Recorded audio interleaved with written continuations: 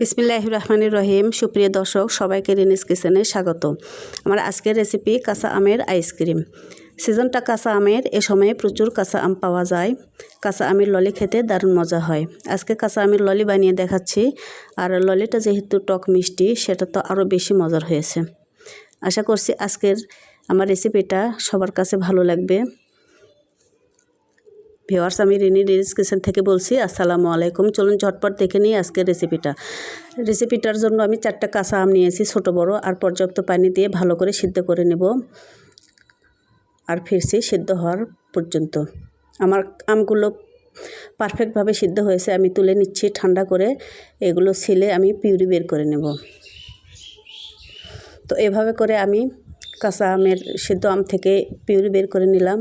আর পাকা আমের মতো এভাবে ছেলা যাবে কাঁচা আমগুলো সিদ্ধ হয়ে গেলে। তো আমি সবগুলো পিউরি নিয়ে নিয়েছি। একটা গ্রাইন্ডার জারে আমি নিয়ে নেব পিউরিগুলো। স্মুথ একটা পিউরি তৈরি করে নেব। এ পর্যায়ে দিয়ে দিচ্ছি সাদা লবণ হাফ চামচ, বিট লবণ হাফ চামচ, একটা কাঁচামরিচ,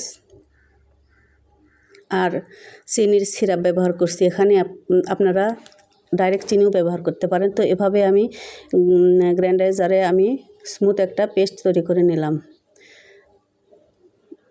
আমার পিউরিটার ঘনত্ব একটু ঘন হয়ে গেছে। তো আমি আরও একটু সিরাপ ব্যবহার করছি, দিয়ে আরেকবার আমি গ্রাইন্ডার জারে ঘুরিয়ে নেব।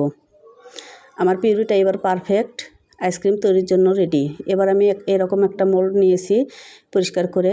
এবারে আমি মোল্ডের মধ্যে পিউরিগুলো ঢেলে ফ্রোজেন করে নেব। সবগুলো মোল্ডে আমি এভাবে ঢেলে নিয়ে ফ্রোজেন ডিপ ফ্রিজে রাখবো। 8-10 ঘন্টা রাখলেই আমার আইসক্রিমটা ফ্রোজেন হয়ে যাবে পারফেক্টভাবে।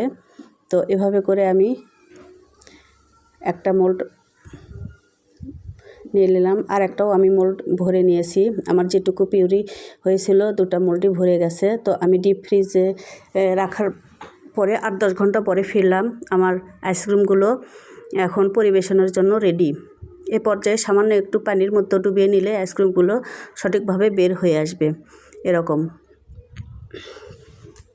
প্রচণ্ড গরমের দুপুরে ঠান্ডা একটা ললি খেতে পারলে মন প্রাণ ঠান্ডা হয়ে যাবে। তো আজকে আমার আমের ললিটা দেখার জন্য, আমের ললির এই রেসিপিটা দেখার জন্য সবাইকে ধন্যবাদ জানাচ্ছি। রেসিপিটা ভালো লাগলে পেজ ফলো করবেন, আর সেই সাথে চ্যানেল সাবস্ক্রাইব করতে ভুলবেন না। আর পাশে থাকা বেল আইকনটি প্রেস করে নেবেন, যাতে করে নতুন নতুন সব ভিডিও আপলোড করলে আপনার কাছে আগে পৌঁছায়। তো আজকে আর কথা বাড়াচ্ছি না। ভিউয়ার, সবাই ভালো থাকুন। আল্লাহ হাফেজ।